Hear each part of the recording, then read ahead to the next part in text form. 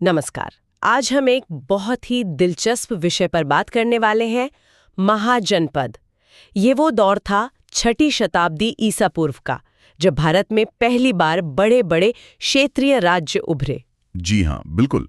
और ये विषय परीक्षाओं के लिहाज से भी काफी महत्वपूर्ण है, क्योंकि अक्सर सीधे सीधे तथ्य पूछ लिए जाते हैं। हाँ, ये तो है।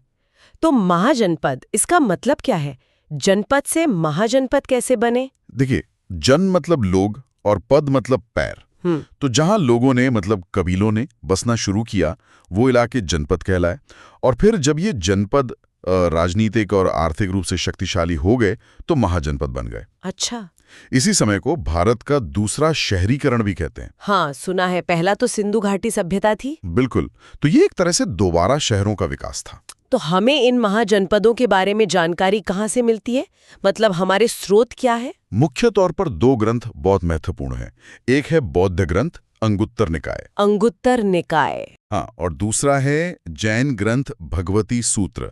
इन दोनों में ही थोड़ी भिन्नता के साथ 16 महाजनपदों की सूची मिलती है। 16? तो कुल मिलाकर 16 महाजनपद थे? जी हाँ, इन ग्रंथों के अनुसार कुल 16 महाजनपद थे उस समय। और ये कहाँ-कहाँ फैले हुए थे? क्या पूरे भारत में थे? नहीं, ज्यादातर उत्तर भारत में ही थे। विंध्य पर्वत के उत्तर में लगभग 15 महाजनपद थे। 15 उत्तर में? तो दक्षिण में? दक्षिण में केवल एक ही महाजनपद का जिक्र मिलता है, अश्मक, जो गोदावरी नदी के किनारे था। अच्छा, सिर्फ अश्मक? बाकी सब उत्तर में? मतलब आज के अफगानिस्तान बॉर्डर से लेकर बिहार तक का इलाका? हाँ, बिल्कुल वही विस्तार था। तो क्या आप श्रोताओं के लिए मतलब परीक्षा की दृष्टि से कुछ प्रमुख महाजनपदों और उनकी राजधानियों के नाम बता सकते हैं?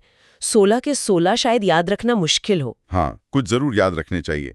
जैसे सबसे शक्तिशाली तो मगध उभरा, जिसकी राजधानी पहले राजगृह थी, जिसे गिरिव्रज भी कहते थे, और बाद में पाटलिपुत्र बनी। पाटलिपुत्र यानी आज का पटना? जी। फिर काशी, जिसकी राजधानी वाराणसी थी। वत्स की राजधानी कौशाम्बी थी। कोशल की श्रावस्ती। श्रावस्ती, हाँ। पश्चिम की तरफ जाएं तो गांधार, जिसकी राजधानी तक्षशिला थी, बहुत बड़ा शिक्षा का केंद्र। तक्षशिला विश्वविद्यालय, हाँ। फिर अवंती की उज्जैनी और महिष्मती, 2 राजधानियां थीं। और एक महत्वपूर्ण वज्जी संघ था, जिसकी राजधानी वैशाली थी। आपने संघ कहा, वज्जी संघ। इसका मतलब क्या वहाँ राजा नहीं था? क्या सभी महाजनपदों में राजतंत्र ही था? नहीं, यही इस दौर की खास बात है। ज्यादातर महाजनपदों में तो राजतंत्र ही था, मतलब राजा का शासन था, जैसे मगध, काशी, कौशल, अवंती। अच्छा। लेकिन वज्जी और मल्ल, ये 2 प्रमुख महाजनपद ऐसे थे जो गणराज्य या गणसंघ कहलाते थे। गणसंघ? ये क्या होता था? इसमें शासन किसी एक राजा के हाथ में नहीं होता था, बल्कि कुछ प्रमुख लोगों का समूह या कहें कुलीन परिवारों का समूह मिलकर शासन चलाता था। एक तरह से ओलिगार्की कह सकते हैं। अच्छा, मतलब लोगों का समूह शासन करता था। हाँ। और आपको पता है, गौतम बुद्ध का जो शाक्य कुल था, वो भी गणराज्य ही था। अरे वाह! तो राजतंत्र और गणतंत्र दोनों व्यवस्थाएं उस समय मौजूद थीं। ये तो काफी रोचक है। जी हाँ। लेकिन फिर इन सब में, मतलब 16 महाजनपदों में सबसे शक्तिशाली कौन बना और क्यों? इसमें कोई शक नहीं कि मगध सबसे शक्तिशाली बनकर उभरा। मगध? हाँ, और इसके पीछे कई कारण थे। एक तो उसकी जो पहली राजधानी थी राजगृह, वो 5 पहाड़ियों से घिरी थी, तो सामरिक रूप से बहुत सुरक्षित थी। हाँ, प्राकृतिक किला जैसा। बिल्कुल। दूसरा, गंगा और सोन जैसी नदियों के बीच का इलाका था, तो जमीन बेहद उपजाऊ थी, खेती से बहुत आमदनी होती थी, राज्य समृद्ध था। ठीक है। तीसरा, पास के जंगलों से सेना के लिए हाथी आसानी से मिल जाते थे, जो उस जमाने में युद्ध के लिए बहुत महत्वपूर्ण थे। और शायद सबसे बड़ा कारण लोहा था, मैंने पढ़ा है कहीं। हाँ, बिल्कुल सही। छोटा नागपुर पठार पास होने की वजह से मगध को लोहा आसानी से उपलब्ध था। और लोहे से क्या हुआ? बेहतर हथियार बने होंगे और खेती के औजार भी। एकदम सही। बेहतर हथियार बने तो सेना मजबूत हुई, और खेती के लिए हल वगैरह बने तो कृषि उत्पादन बढ़ा, मतलब सरप्लस अनाज। इसी अतिरिक्त उत्पादन ने शहरों, व्यापार और शक्तिशाली सेनाओं को आधार दिया। तो मतलब भूगोल, तकनीक, संसाधन सबने मिलकर मगध को आगे बढ़ाया। जी हाँ। तो इस शक्तिशाली मगध पर किन प्रमुख वंशों ने शासन किया, उनका भी जिक्र जरूरी है? हाँ, संक्षेप में देखें तो सबसे पहले हर्यक वंश का नाम आता है। हाँ? इसके संस्थापक या महत्वपूर्ण राजा थे बिंबिसार।